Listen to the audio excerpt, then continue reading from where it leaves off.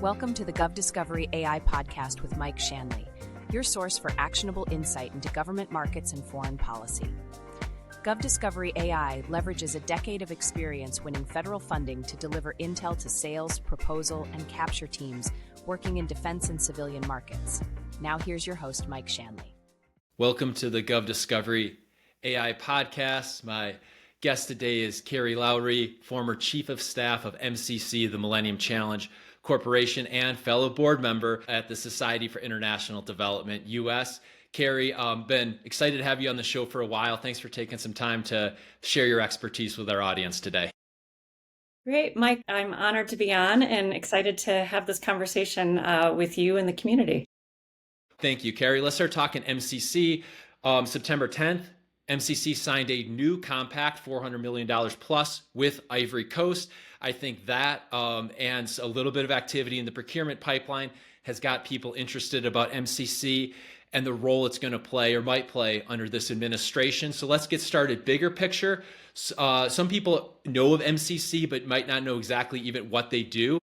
Could you start by sharing a little bit of the historical context on the agency and then talking about them to kind of set the stage for the conversation today, of course, that we'll get into what's next and how can we win contracts and funding from them? Great. So as many on the call may know, the Millennium Challenge Corporation was created 21 years ago by President Bush. And it was created specifically to do transformative investments in countries that govern themselves well and battle corruption. I can go into a little bit more of kind of the criteria and how the agency works with different countries. But it's a tool that I think is primed and ready for this administration to really unleash. And I think there's some early signs, as you mentioned, of where the administration is going. And happy to share more as we continue our conversation. Yeah, let's start with that. What are a couple of those higher level things on why you think it might be well aligned with the foreign policy priorities of the current administration? Great question. So back in 2018, MCC was given regional compact authority to develop programs with neighboring countries to help economic development across the different countries, but then in addition to help with trade and prosperity of those nations. It's a tool that the agency has started to use, but now that there are a few regional compacts underneath the agency's belt, including Cote d'Ivoire that just got signed in September, and Benin that entered into force in July, it's really now the time where I think we will start to see some of the fruits of that authority and some potential business opportunities for the agency to take that forward. In addition, last December, the Congress gave MCC expanded eligibility authority of new places that the agency can work because of just the nature of development. And adds 33 countries to places that MCC can work starting this calendar year. So the board, as some may know, met for the first time during this administration on August 21st. Deputy Secretary Landau chaired the board meeting, which is normal. Usually the Deputy Secretary will chair the board meetings through most of the quarters, and then sometimes the Secretary will chair the December board meeting. But in that meeting, they did two things which I think preview where the agency is going. One, they approved the country candidate report, which basically is needed for the agency to make selections of new countries at its traditional December board meeting. And then secondly, it also released another report that talks about kind of how the agency does its selection and eligibility criteria. Which is very similar to previous reports that the board has approved in the past. So it's showing that how the agency has done its work, how it is selecting new countries and programs is continuing as it has previously. But now you have these additional things at this administration's toolkit that they can then utilize.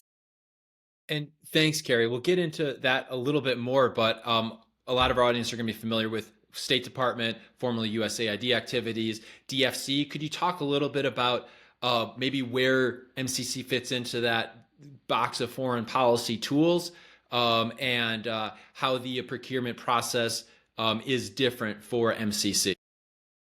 Two great questions, Mike. So when MCC was created, it has a board that makes decisions, obviously in partnership with the CEO. The board is composed of 8 seats, 4 public sector and 4 private sector. For the public sector side, you have the Department of State, which is the board chair.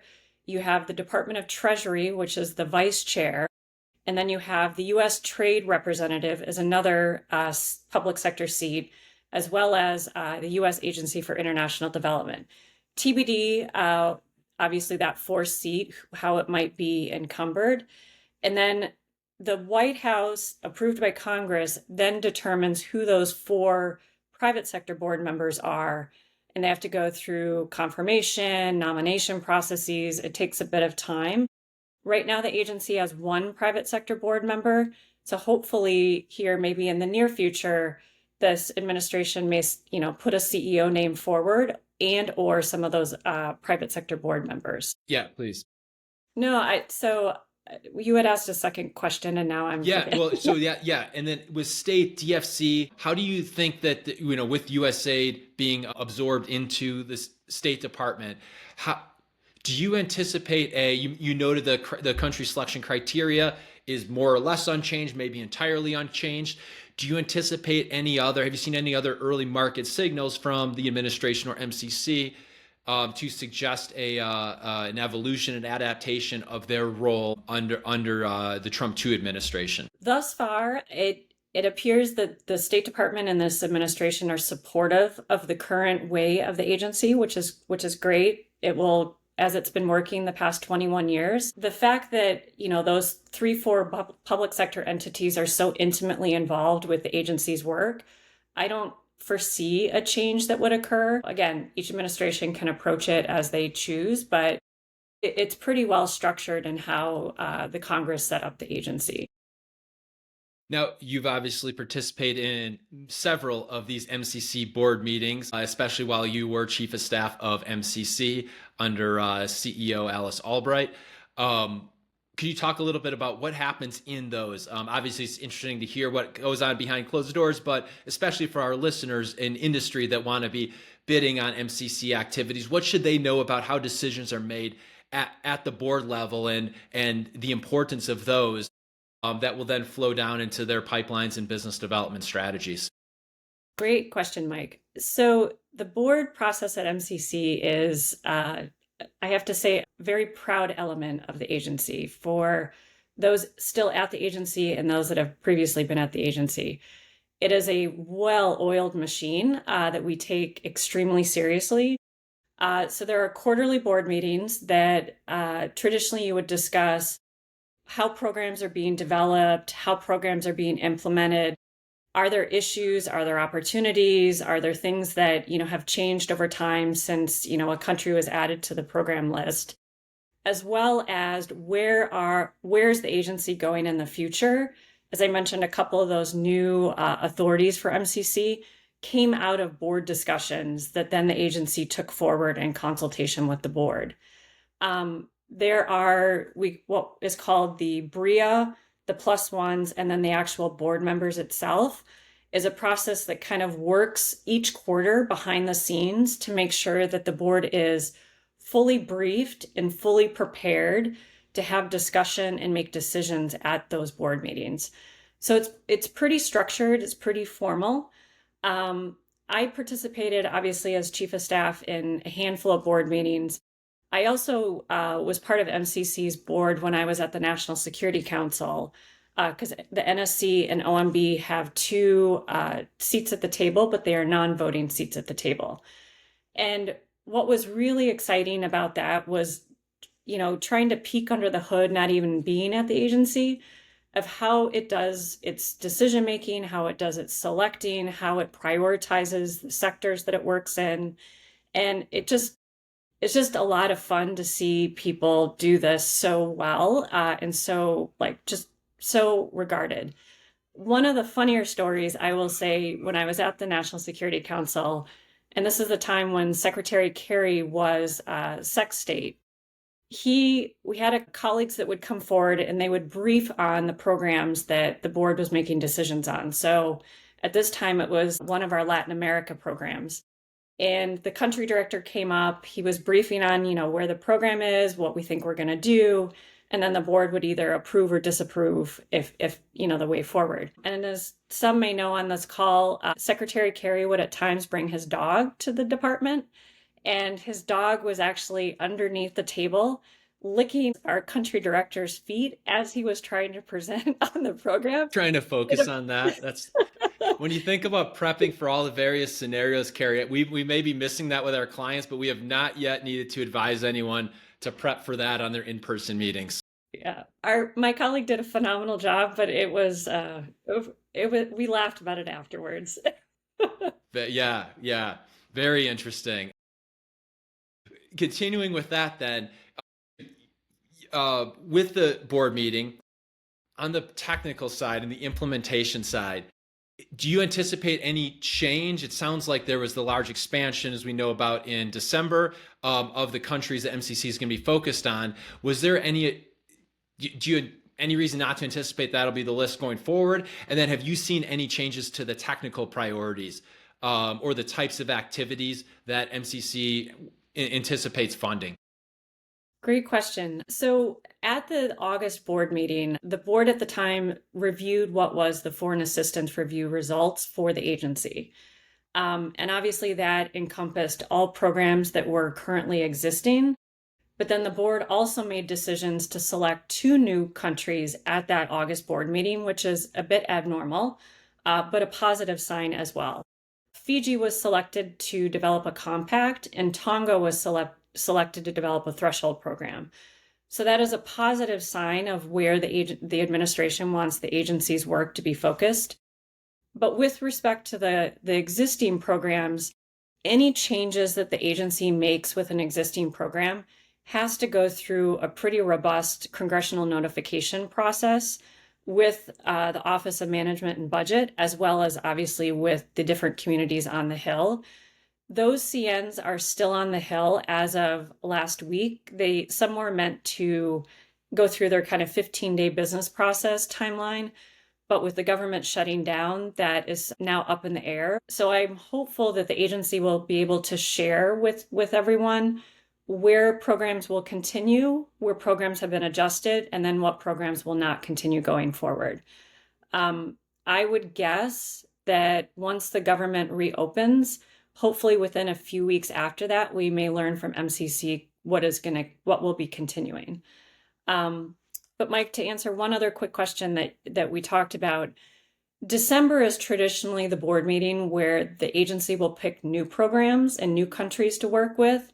So the fact that this administration selected 2 new programs in August, put out those reports that I mentioned from the board meeting about the eligibility, the country candidate pool, sends a strong indication that they will be selecting new countries this coming December. And what are you seeing on the budget wise? I'd say a rough number is always somewhere in that $1 billion a year range has been the MCC budget.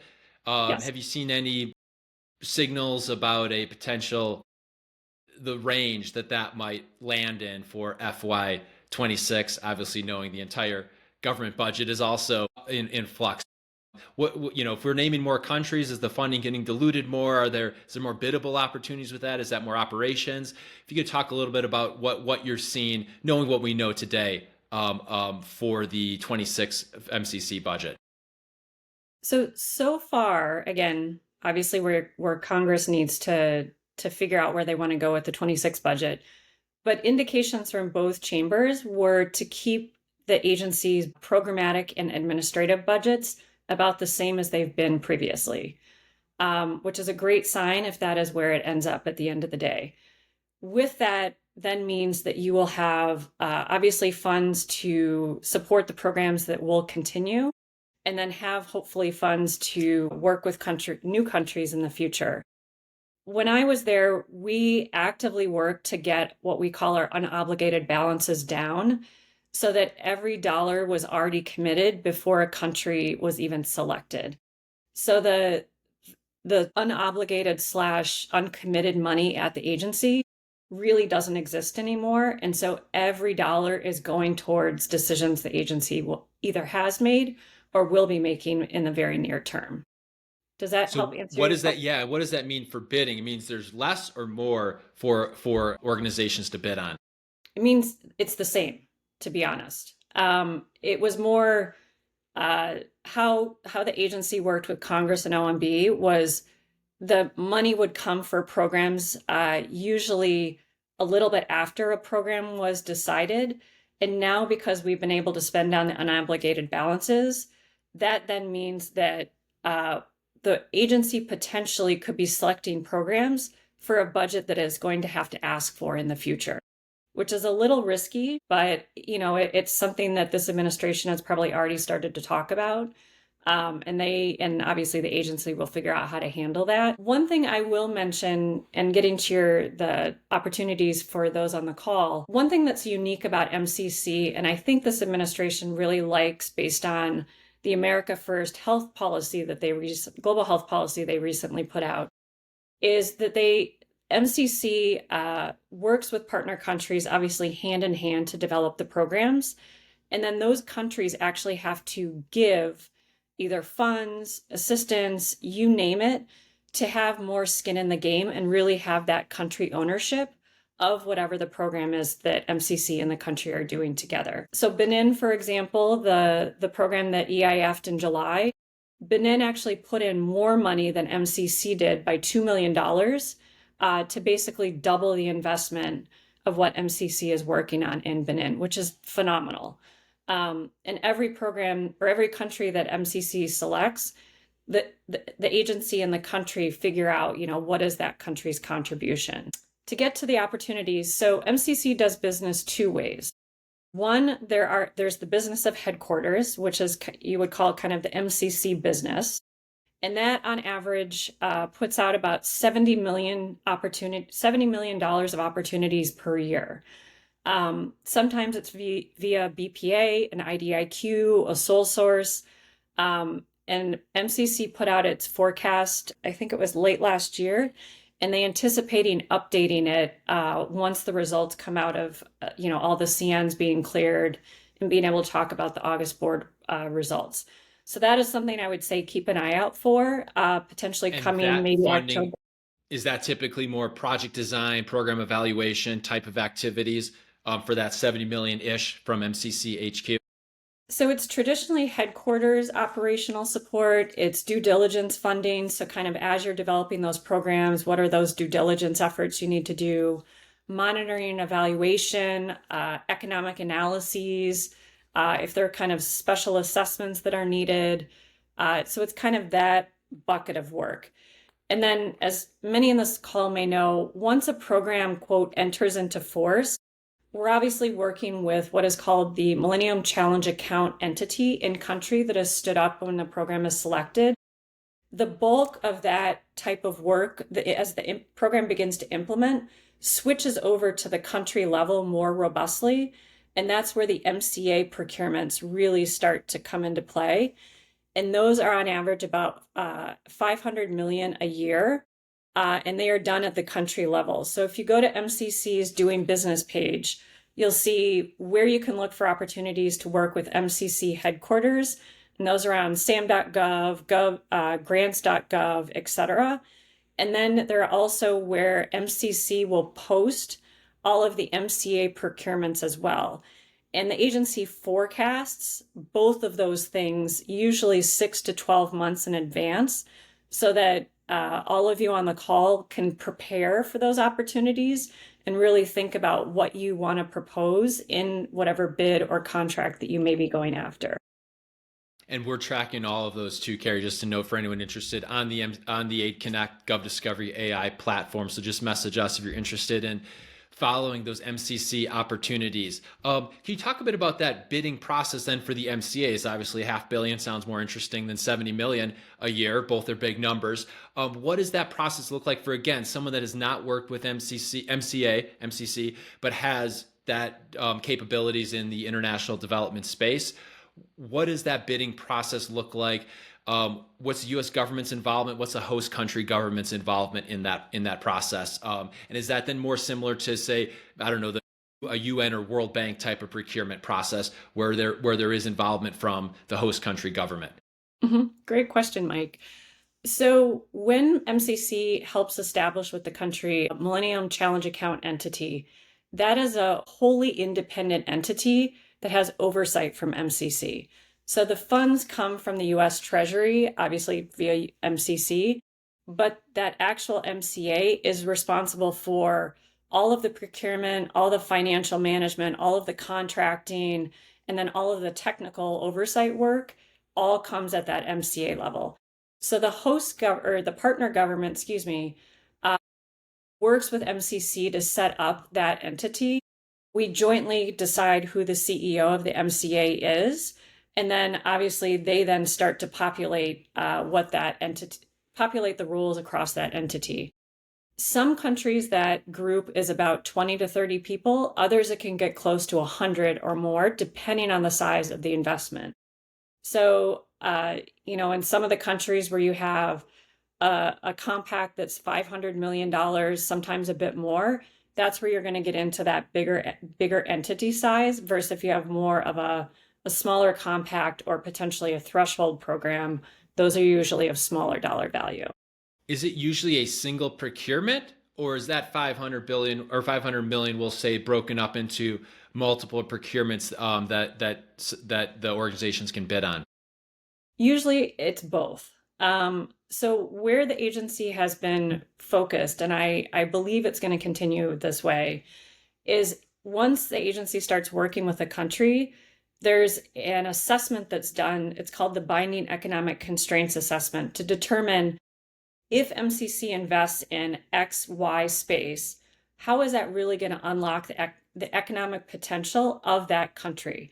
And so part of that includes what MCC calls condition precedents, that a country needs to do either in a policy change way, a regulatory change way, a doing business different way, so that when MCC's full investment comes in, that enabling environment has already been created. And then you're really working to, boost the economic growth of that country and the people of that country.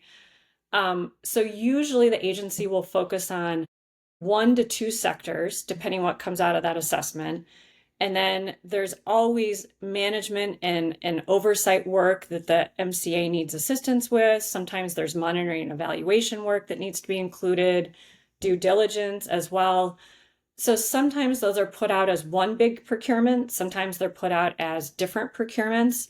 So it really does depend on the type of program that MCC and the country decide to do together. It sounded like there's a lot of opportunities here.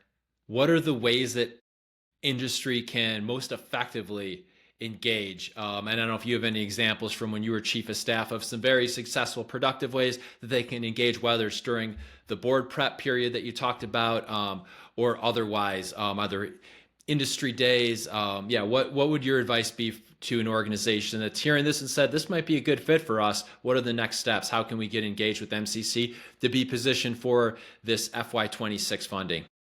Excellent question. So MCC definitely does industry days. I strongly recommend subscribing or signing up for all the newsletters that the agency offers. And there is a Doing Business with Us page on the website that you can subscribe to that will notify when new forecasts are put out, when new funding opportunities are there, when industry days are scheduled. And then if you have worked with the agency before, there are contracts officers in each of the countries that know how to connect back into the agency as well. So if you're working in, Nepal, for example, is one country that has recently put out a procurement notice, as well as Kosovo and Mongolia. If you don't know who to contact at the agency, ask those MCAs, and they know how to get back in touch with MCC and help you make connections. But we traditionally, individuals' names and contact information are provided. I don't know where the agency is going as they come out of the shutdown, how that is going to be handled. So I think it's an area to definitely keep an eye on going forward. So let's talk about that going forward. We've touched on this a little bit, but What are you anticipating? What are you seeing? What kind of early market signals are you seeing from MCC on that direction of what it sounds like the December board meeting will probably determine a lot. But what are you seeing for business opportunities with MCC really for FY26? Because we say that it's probably going to be similar for 27 and 28 with the current administration. So yeah, what are you seeing for those business opportunities going forward? That is a great question. So obviously with the foreign assistance review, there are some programmatic changes that will be forthcoming. Some of those may be, stopping certain things. Some of those may be enhancing certain things. What I would say is you have two programs. One, the Cote d'Ivoire signing is one. Keep an eye on that if you're interested in working in Cote d'Ivoire. Two, since Benin entered into force, there will be some procurement opportunities coming out of that here very shortly.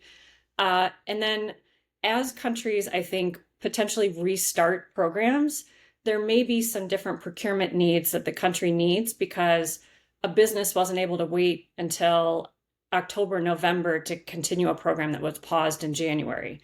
So it could be that the MCAs need to re-put out procurements, and that's happened before for not just shutdown reasons, but a variety of reasons. And then I would say the new countries that MCC selected, they are probably didn't have a ton of time before the shutdown, but they are starting the development of those programs. There's two more opportunities to work with MCC on Fiji and Tonga. And then those programs that the agency may select at the December board meeting is also another opportunity for business again. So I'd say it's starting to come out, but I would encourage your audience, really keep an eye on the agency over the next 3 to 6 months, where I do think a lot more business opportunities will come forward. And we really think that now is the time to be building those relationships, to be well positioned to implement those opportunities. So Keri, as we wrap up today, there's never enough time here, but for this episode at least, what's the so what that you'd like to leave industry regarding MCC and working with the agency? Thanks, Mike. So it's a fabulous place that has fabulous people. And I think anyone that's interested in the agency, I'm happy to provide any advice and counsel that I can. But please just reach out to colleagues at the agency when they open back up. They are always happy to talk to industry. They're always happy to learn about new capabilities, new offerings, new solutions. And one thing that we really pride ourselves on is how to work better every time that we do something with a country. So that learning component is very much embedded in how the agency works. And then on a slightly different note, Mike, with the America First Global Health Strategy being released, there are a lot of elements in there that really look a lot like how MCC works. From the time-limited investment to wanting to do bilateral agreements / compacts with the country, to the countries now, the administration now wanting countries to contribute on the global health side. Again, it's different, PEPFAR is different, et cetera. But I do think there's some really core elements of what MCC does that this administration really likes, and you're now starting to see pieces of it come out from the department. Who knows, maybe there'll be even a bigger role going forward. So Keri, that's all the time we have. Also, be sure to check out our previous podcast with former CEO of MCC, Alice Albright, that Keri was instrumental in setting up. So thank you very much for making that happen. Keri, thank you for being on the show as a guest. Always great talking with you. You too. Thank you for sharing your insight today. Thank you, everyone. Thanks, Mike. Bye. Thank you for tuning in to the GovDiscovery AI podcast with Mike Shanley. GovDiscovery AI leverages our team's decade of experience winning federal funding to deliver federal growth intel to sales, proposal, and capture teams working in defense and civilian markets. Each market intel report is delivered by federal growth experts leveraging our proprietary deep data discovery process. If you enjoyed today's show, be sure to subscribe wherever you get your podcasts and connect with GovDiscovery AI and Mike Shanley on LinkedIn, or learn more at govdiscoveryai.com.